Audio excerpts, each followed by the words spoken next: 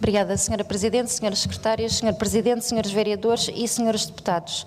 Nesta sessão de perguntas à Câmara, os Verdes trazem 8 temas. Os 4 primeiros temas que abordaremos serão o Pacto de Milão, o edifício da Rua Alexandre Herculano, as cabelagens em edifícios e o desabamento de terras. Sobre o primeiro tema, a assinatura do Pacto de Milão, os municípios do Conselho Metropolitano de Lisboa decidiram, por unanimidade, aderir a este pacto sobre política de alimentação urbana, que tem como objetivo desenvolver sistemas alimentares sustentáveis, justos, inclusivos e que minimizem o desperdício alimentar. Neste sentido, em outubro de 2016, esta Assembleia deliberou, também por unanimidade, recomendar à Câmara que subscrevesse o texto e documentação complementar do referido pacto. A temática alimentar é uma matéria que tem constituído motivo de preocupação e de constante intervenção por parte dos Verdes, como são exemplos a defesa da soberania alimentar, a criação de um centro de divulgação e apoio aos agricultores urbanos na cidade de Lisboa ou a instituição do ano de 2016 como o Ano Nacional do Combate ao Desperdício Alimentar. Ora, decorridos cerca de 5 meses após esta decisão, estranhamos que na página oficial do Pacto de Milão, no dia de hoje, ainda não se encontre o município de Lisboa. 138 cidades já subscreveram o referido pacto e, lamentavelmente, Lisboa não se encontra nesta lista, o que para os Verdes é inconcebível.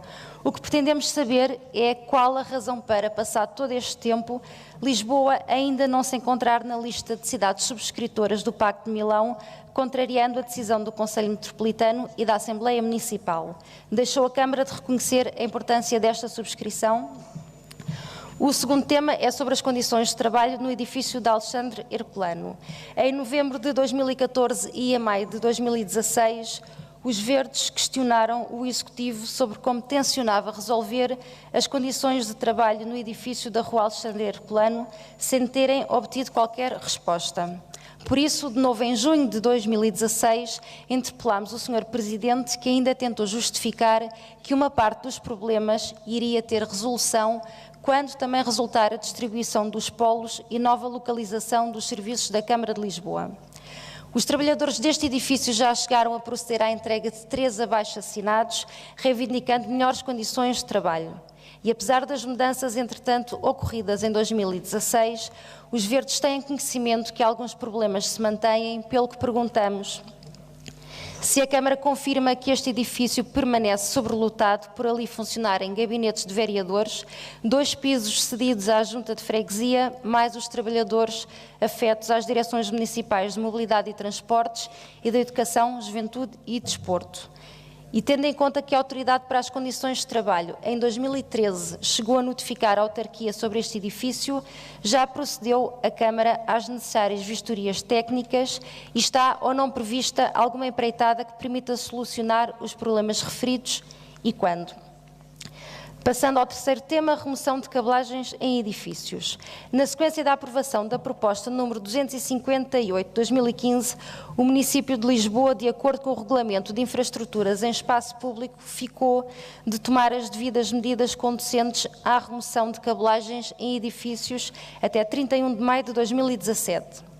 Trata-se de cabos que ao longo de décadas foram sendo colocados por várias empresas, incluindo as de energia elétrica e telecomunicações, que dão uma imagem de algum abandono ou degradação à cidade.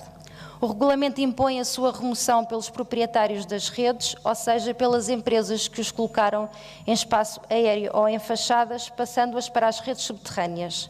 Para além de estarmos perto do prazo de maio de 2017, como se sabe, existem cabos em utilização, cabos sem atividade e cabelagem de empresas que até já não existem. O problema está muito longe de estar resolvido e o que pretendemos saber é que medidas já encetou o município junto das empresas, tendo em vista a remoção da cabelagem dentro do prazo regulamentar e qual o ponto de situação neste momento. Queremos também saber em que medida têm as operadoras direito a usar as fachadas de edifícios privados e, se a Câmara não atuar, poderão os donos dos prédios aplicar uma renda pela passagem dos cabos na sua propriedade e como vai a Câmara proceder com as cabelagens de empresas, entretanto, extintas.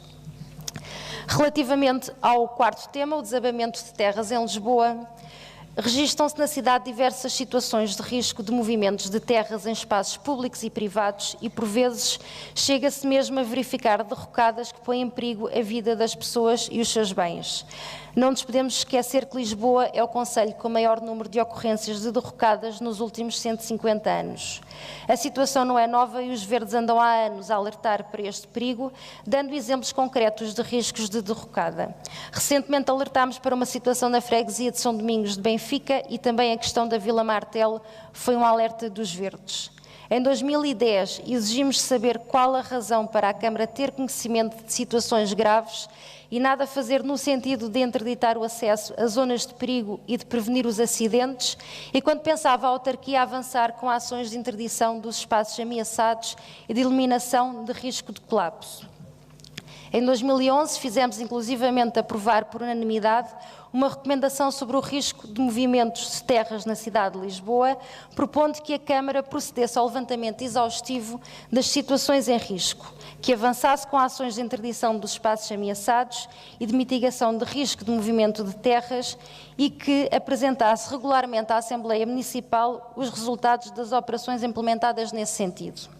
Sobre o caso mais recente da Rua Damasceno Monteiro, é necessário apurar responsabilidades por parte da Câmara, até porque essa encosta está assinalada no mapa de riscos do PDM como tendo risco médio a elevado de derrocada. O muro que se deu tinha de início algumas aberturas destinadas a drenar as águas e, segundo se sabe, a solução encontrada pela administração do condomínio foi tapar os furos, o que é completamente desaconselhável e põe em causa a sustentabilidade do terreno. Perante isto, os verdes perguntam o que foi feito nos últimos anos no sentido do levantamento das situações em risco de movimentos de terras, das respectivas ações de interdição dos espaços ameaçados e de mitigação de risco, o que falhou na situação da Rua Damasceno Monteiro, uma vez que aparentemente a Câmara tinha sido alertada para esse risco e podia ter agido de forma a evitar o que aconteceu. E, por fim, como pode a autarquia justificar que a administração do condomínio possa ter tapado as aberturas do muro de contenção, acabando por pôr em causa a sustentabilidade desse muro e, consequentemente, a segurança de pessoas e bens.